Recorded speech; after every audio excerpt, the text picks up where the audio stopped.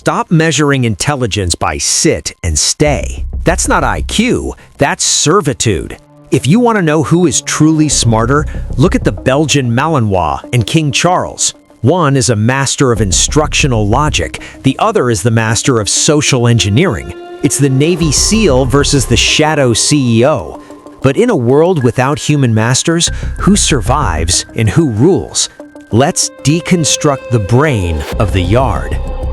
How can a scruffy, wiry-haired dog with no pedigree outmaneuver the most designed breed on the planet? Is it possible that the Malinois is too smart for its own good, trapped in a cycle of needing validation?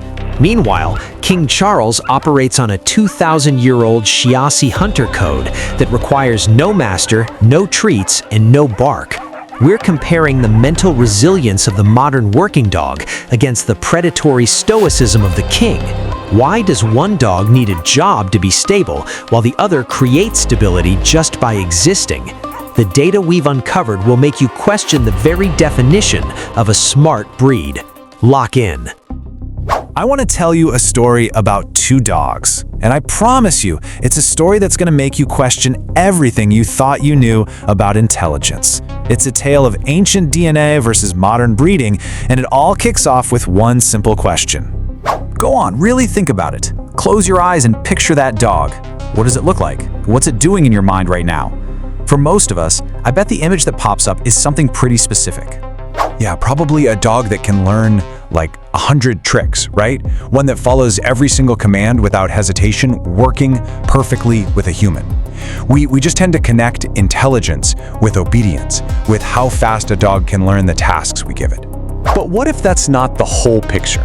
What if we've been using a completely broken measuring stick this whole time? What if the true measure of a mind isn't how well it follows orders, but how it works when there are no orders to follow?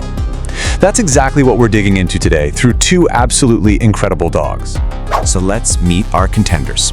On one side, you've got the soldier, the Belgian Malinois. It's a product of intense artificial selection, basically perfected by humans for elite performance. And on the other side, we have the Sovereign, a scruffy survivor named King Charles, whose ancient Xiasi bloodline was carved out by natural selection itself.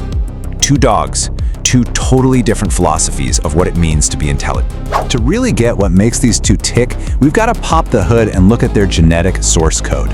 Because their minds aren't just a little different, they are built on blueprints from entirely different eras of history. Just think about this for a second. The Xiasi's genetic code, it was written 2,000 years ago in the mountains of Guizhou for the dangerous, independent work of hunting wild boar. The Malinois' code is so much more recent, fine-tuned in the 19th century for jobs like herding and police work, jobs that demand total cooperation with people. You can think of King Charles's DNA as the original operating system. It's a primal, battle-tested piece of software that's all about survival. Its core function, its whole purpose, is autonomous thought. It's designed to solve problems on its own, no user input required. The Malinois, on the other hand, is running a major software update. It's a highly specialized app, you know? It was manually coded by breeders for specific tasks that need to plug directly into a human user. It's an overlay built for cooperation, not necessarily for surviving on its own. And here's how that genetic code actually shows up in the brain. It's fascinating. The Malinois, our soldier, relies heavily on its neocortex. That's the thinking, analytical part of the brain. This gives it a super high instructional IQ, which is perfect for processing our commands. But its core wiring is for dependency. Without a job to do, it can get anxious, a little lost. Experts call it cognitive drift. But King Charles, the Sovereign, he's running on his subcortical network, the primal instinctual part of the brain. He's not just processing a command, he's processing the entire situation. This gives him an adaptive IQ that's wired for autonomy. He's a survivor, so his mind is just naturally stoic and stress-tested. Okay, so we've seen the genetics, we've seen the brain wiring. Now let's watch how these two totally different minds actually use their intelligence out in the real world, in a really complex social setting. And the setting couldn't be more complex. We're talking about a shelter yard with over 100 other dogs. I mean, this is not some quiet living room. It's a chaotic, non-stop social puzzle that they have to solve every single day. In this crazy yard, the soldier's strategy is, well, it's pretty clear.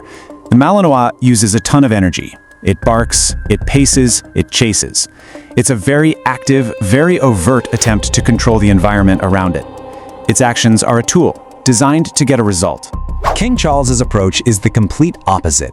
While the Malinois is burning all that energy, King Charles uses something researchers call, and I absolutely love this phrase, zero vibration authority. He manages the entire pack through silence and these tiny little eye flicks. It's a strategy of passive suppression, where the most efficient mind wins, not the loudest. And that difference in strategy, it all comes from a fundamental difference in how they pay attention.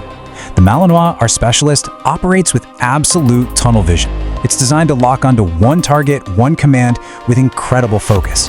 The Sovereign, on the other hand, operates with total peripheral awareness. King Charles is like a systems manager. He's simultaneously tracking the location and the status of every single dog in that yard. So, how do you really test these two kinds of intelligence in a controlled way? Well, you introduce a problem that literally has no solution. You push their programming to the absolute limit, and you just watch what happens. The experiment is so simple, but what it reveals is huge. You give each dog a puzzle box with a treat inside. They learn to solve it pretty easily. But then, on the last try, you rig it. You make the box impossible to open. The key here isn't if they solve it, it's what they do when they realize their old method just isn't working anymore. So the Malinois, faced with this impossible problem, what does it do? It looks right at the human. It defaults back to its core programming. When in doubt, check with the boss. It's essentially asking for the next command. It's looking for help. Its intelligence is collaborative. King Charles does something completely different. He doesn't look at the human, not once.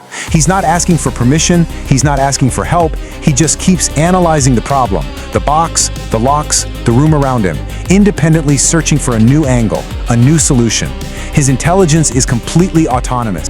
All of this, the genetics, the neurology, the social strategies, the unsolvable box, it brings us to a whole new way of thinking about intelligence.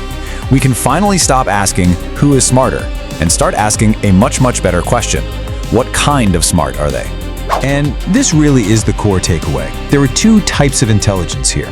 The Malinois is bright. It's faster to learn new tasks, it's incredibly obedient, but it's dependent on external instruction. King Charles, on the other hand, is smart. He is resilient under pressure, fiercely independent, and incredibly efficient at achieving his own goals with the least amount of energy. Which leaves us with this one powerful, provocative thought to chew on. Perhaps we've been defining intelligence all wrong. Maybe true intelligence isn't what a mind can do for others, but what it can do for itself.